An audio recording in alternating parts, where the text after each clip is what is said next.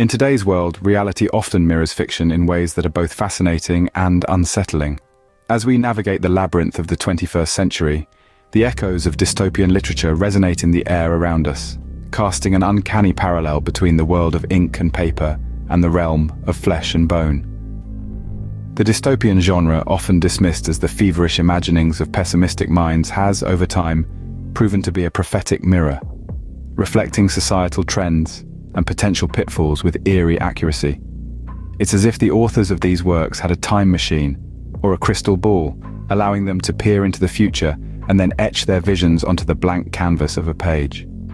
Today, we'll be exploring 5 such novels that seem to have predicted facets of our present reality long before they came to pass. First, we have 1984 Inches by George Orwell, a chilling narrative of a future society under constant surveillance, where Big Brother's watchful eye sees and controls all. Next, we delve into Aldous Huxley's Brave New World, a tale of a society sedated by pleasure, where the pursuit of happiness trumps all else, even at the cost of individual freedom. We then turn the pages of Ray Bradbury's Fahrenheit 451, a world where books are banned and free thought is stifled, a stark reminder of the power and danger of ignorance. Our journey continues with The Handmaid's Tale by Margaret Atwood, a haunting portrayal of a society where women's rights are stripped away, and they become mere vessels for reproduction. And finally, we step into the dystopian future of Suzanne Collins' The Hunger Games, a world where the struggle for survival becomes a televised spectacle, exposing the brutal extremes of societal inequality. Each of these novels presents a different facet of dystopia, yet all eerily echo elements of our present society. As we delve into each novel, one can't help but wonder, did these authors possess a crystal ball, or are we simply living in a self-fulfilling prophecy? First up is George Orwell's iconic 1984, a chilling prediction of totalitarianism and surveillance. This dystopian masterpiece, written in the mid-20th century, presents a bleak vision of the future where Big Brother, an omnipresent government, exercises absolute power and control over its citizens.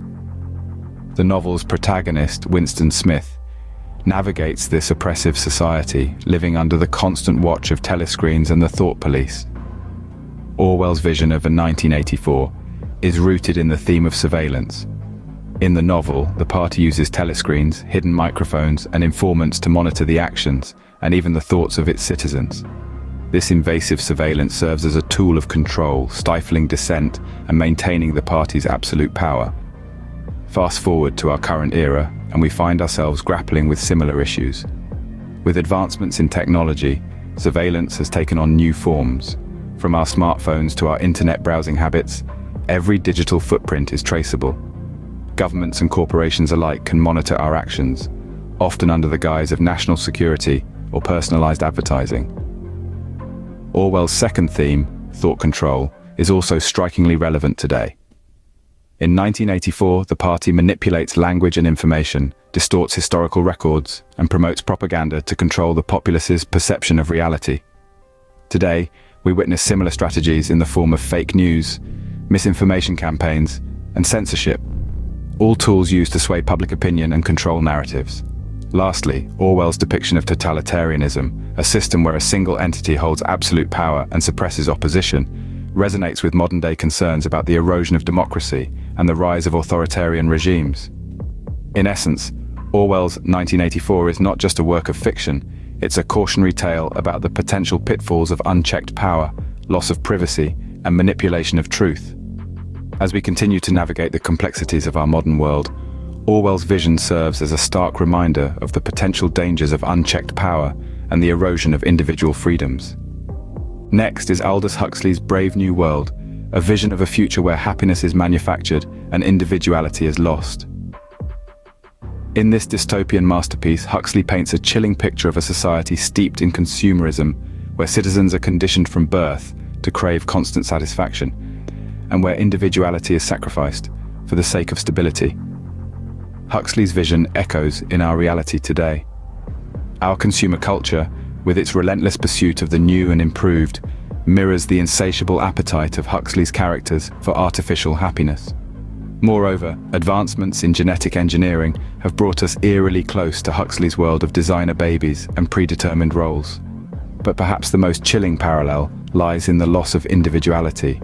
The homogenization of culture, driven by the rise of global corporations and the spread of social media, threatens our individuality, much like in Huxley's Dystopia.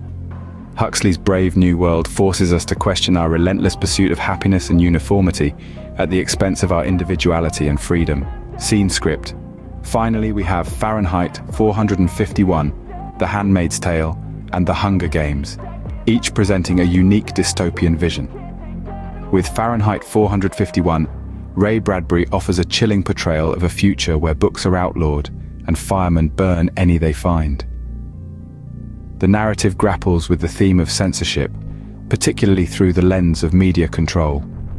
Bradbury's society is one where the populace is kept docile and ignorant, fed a constant diet of mindless entertainment to keep them from questioning or thinking critically. Disturbingly, this mirrors certain aspects of our present reality.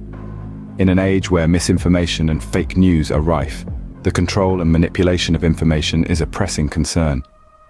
Next, we have Margaret Atwood's The Handmaid's Tale, a harrowing tale of a society where women are reduced to their reproductive roles. Atwood's Dystopia is a stark exploration of gender inequality, where women's rights are stripped away and they are subjugated to the whims of a patriarchal regime. The Handmaid's Tale paints a picture of a world where women are not allowed to read, work, or even hold property. While we've made strides in gender equality today, there are still corners of the world where women are denied basic rights and freedoms. Atwood's narrative serves as a stark reminder of the importance of continuing the fight for gender equality. Lastly, Suzanne Collins's The Hunger Games presents a society divided into districts based on wealth and occupation. The rich and powerful capital exploits and oppresses the impoverished districts, a stark depiction of social inequality. The annual Hunger Games, where children from the districts are forced to fight to the death for the capital's entertainment, further underscores this division. Today, increasing wealth disparity and social inequality are very real issues. Collins's Dystopia, while extreme, highlights the dangers of a society divided along lines of wealth and power. These novels serve as cautionary tales, warning us of a future that could be, if we are not careful. Each author uses their dystopian vision to highlight real-world issues, from censorship and media control in Bradbury's Fahrenheit 451, to gender inequality in Atwood's The Handmaid's Tale, and social division in Collins' The Hunger Games. Through their narratives, Bradbury, Atwood, and Collins urge us to question, to resist, and to fight against these injustices. They remind us that the power to shape our future lies with us. But we must be vigilant, for as these novels show, the line between fiction and reality can be disturbingly thin. In the end, these stories are not just about dystopian futures. They are about our present, about the choices we make, and about the kind of world we want to live in. They serve as stark reminders of the consequences of complacency and the importance of standing up against injustice. These novels serve as cautionary tales, warning us of a future that could be, if we are not careful. In reviewing these dystopian novels, it's clear to see the uncanny parallels with the world we live in today. These tales of caution, penned decades ago, eerily echo our current reality, hinting at the prophetic power of literature. Let's journey back and recap our exploration. George Orwell's 1984 painted a grim picture of a society under constant surveillance, an all too familiar concept in our age of omnipresent technology. The idea of Big Brother watching is no longer a mere fiction, but a reality we grapple with every day as we navigate the digital world. Aldous Huxley's Brave New World, on the other hand, predicted our obsession with consumerism and the pursuit of pleasure above all else. The notion of soma, a drug used to dull emotions and create a sense of bliss, is not far off from our current society's reliance on various forms of escapism. And then we have Fahrenheit 451, The Handmaid's Tale, and The Hunger Games. Ray Bradbury warned us about a world where books are banned and critical thinking is discouraged. Margaret Atwood gave us a glimpse of a society where women's rights are stripped away. Suzanne Collins depicted a world divided by wealth and power, where entertainment is derived from the suffering of the less fortunate. Each of these narratives resonates with aspects of our society today, underlining the prescient nature of these dystopian novels. But what does this say about the power of literature? It's evident that authors, through their imaginative narratives, can predict potential trajectories of our society and influence the way we perceive our future. These dystopian novels serve as mirrors, reflecting our realities and amplifying our fears and anxieties. They encourage us to question our norms and challenge the status quo. These novels, while fictional, offer us valuable insights into our current reality and serve as a roadmap for what we might want to avoid in our future. After all, the best way to predict the future is to prevent it.